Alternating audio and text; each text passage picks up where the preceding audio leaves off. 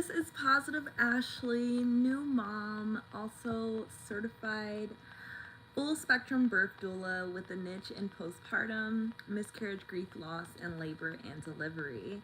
I'm currently here to talk about where I am in 6 weeks after giving birth. I'm currently breastfeeding my little bean, and I just want to dive in and give you all my behind the scenes of what it's been like being a new mom.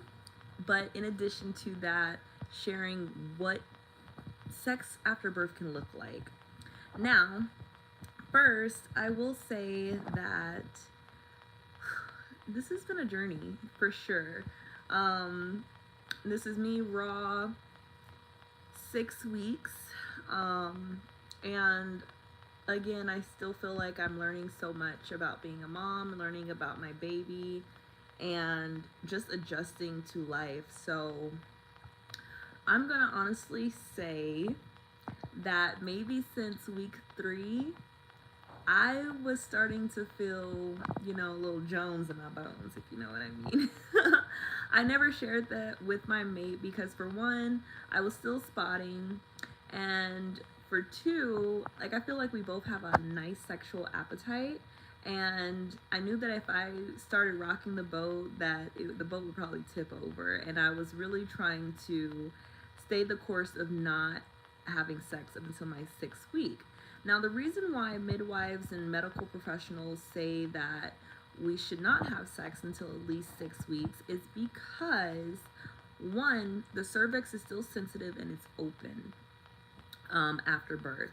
So you can naturally assume that until bleeding stops, the cervix is still open, which can expose your placental wound or even, your vagina canal into infections. That's why they tell you not to put any tampons inside, not to have sex, not to put anything up there, and not to put the entire lower body into a bathtub, like sitting in, or not to go swimming, that kind of thing. So I knew that waiting for 6 weeks was gonna feel like I was on punishment.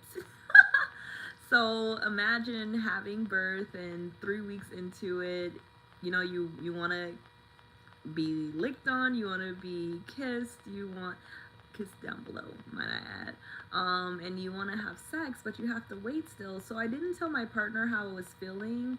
I just kind of kept it to myself and was like, girl, 3 more weeks, 3 more weeks, 2 more weeks, 2 more weeks, 1 more week. And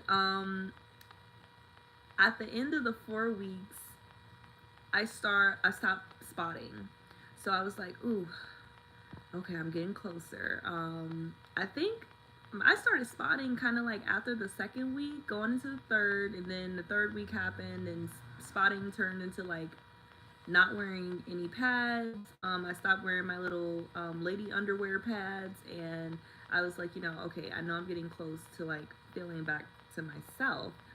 And in the 5th week, I ended up having my OBGYN appointment. It was virtual, which was completely new. I never met with an OBGYN online. So, not online, but virtually. Like, it was a phone call. And the reason why they do phone calls is because they want you to be at home, relaxing, not really worrying about the hustle and bustle. But if there is something going on with the vagina, then they want you to come in. So a lot of it was pre-screening questions that you can check out on one of my previous videos, where I give you a synopsis of what happened in the OBGYN appointment and the types of questions that they asked. So when I did talk to the OBGYN, which was last Friday, one of my bonus questions was, hey, when can I start knocking the boots?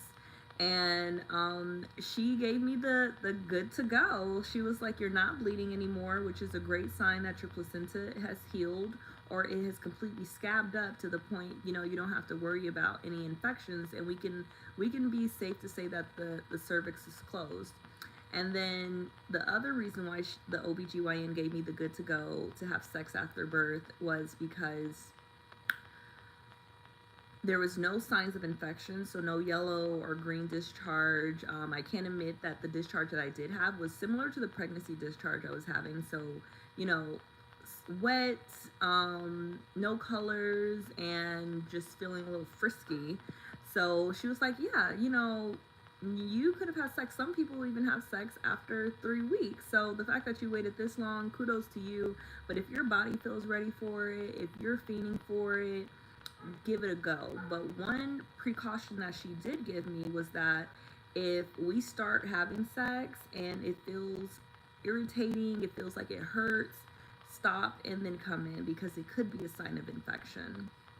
And outside of that, I was just like, okay, green light, here we go. Because a few days prior to having that OBGYN appointment, we got a little frisky on the couch. And when I say frisky, like a lot of foreplay, a lot of kissing, some oral went down, which I was not mad at.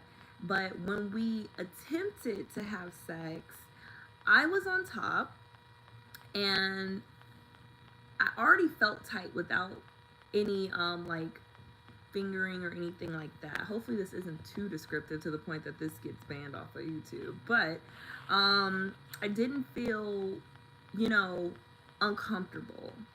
So when I mounted him, y'all, the mushroom didn't even get in. I was just like, ooh, ooh, ooh, this feels really, really tight. I don't think nothing's going down tonight. And he gave me a lot of assurance and affirmation, like, we don't have to do it tonight. I know your body just went through something. We can take a pause. But I really, really wanted to. I really, really wanted to. I felt like I've been sex deprived for weeks, so I really, really wanted to. And so we tried again, with just like me trying to ease down. But each time I tried to ease down, it felt like pressure. Like it felt like my nani was tightening even more. So imagine like being like this open, and as soon as he's trying to go in, it's tightening a little more. And I was like, I feel like a freaking virgin. So we paused, and I was like, okay, maybe it's not time for us. And this was prior to the OBGYN appointment. And in between those 2 days, it was on a Wednesday. I had the OBGYN appointment on Friday. In between Wednesday and Friday, I reached out to some of my friends that had kids already. And some of them gave me different stories. Like, we waited months until we had our baby to have sex. We had sex within 3 to 4 weeks. We had sex right after the OB gave the thumbs up. So I just wanted to share those synopsises of like when people decide to have sex, because it's different for everybody. Everybody's body is different, and sometimes the hormones aren't even kicking back in to say, yes, I want to have sex. Yes, I feel good. Yes, this feels like the right time. So I definitely don't want anyone to feel like anything's wrong with them if they want to wait months, or if anything's wrong with them and they want to have sex after the second week of having a baby. Because I wanted to have sex 3 weeks after. So I got a few different ideas of like, okay, people are having sex in these different time frames. This is normal for me. And even the doctor reassured that, like, hey, if this doesn't feel like a good thing for you, your body is still adjusting, give it some time. But honey, I text baby before he got off of work and was like, doctor gave us the green light, let's try this thing again. And I ain't letting up. We can loosen me up, honey, but we is not letting up, because I want to do. I want to feel you, and I want to feel it deep. So we did it again. We tried again. So this time we put baby down, put her in the room, and we did our foreplay thing. And I think with just having the confidence that the doctor gave us the okay, that, I wasn't putting my body at risk of an infection or doing anything prematurely, I think that gave my body the signal of like, okay, flight's taking off, like, let's get ready to go. So this time, instead of me being on top, my partner started on top. And I don't know if it just relaxed my body a little bit more. I don't know if we did more foreplay. I would say the first time we did foreplay, I think we were doing foreplay for like 30 minutes. And I would say like this time around, it was the same. We were doing foreplay for at least 20 to 30 minutes. And as he was inserting I did tell him, like, pause, stay right here, just like play with the outside for a little bit because I'm starting to feel the pressure again. And we took our time. It was really slow. And after he broke the first like little barrier, so imagine like, losing your virginity, how you trying to put it in and it's like a little struggle. After that first little barrier, my body was completely at ease. My tunnel was opening more to receive him, and I went into complete ecstasy. It felt so good, so relieving to finally feel that penetration, and it's not hurting, and I just felt completely loved, like showered with love and affection, and just to have that physicality back. Because for me, being in a relationship and being in bond with my partner physically, I don't I'm personally one of those people who feel like I can't be with someone if I can't be sexual with them. Um, and not to say that I'm a horn dog or anything, but like intimacy is a big part of relationships for me. So PDA, being felt on, just being reaffirmed with physical touch, that's definitely one of my love languages. So we did the do, honey, and the do did its thing. We both felt satisfied. At the end of our session, I asked him, because I think every woman wants to know if after having sex, if your vagina feels the same. Like, did it get looser? And I heard that it's a myth that there's no such thing as like the vagina can get loose, because it's elastic in a sense. Like, it's made to expand and contract and close. So I did ask him, I was like, be honest with me. And he was like, no, it felt really good. It felt even better. Maybe because we hadn't had sex in 5 weeks, because two, 2 days before I gave birth, we had sex. And I do feel like that was a part of the initiation of going into labor early.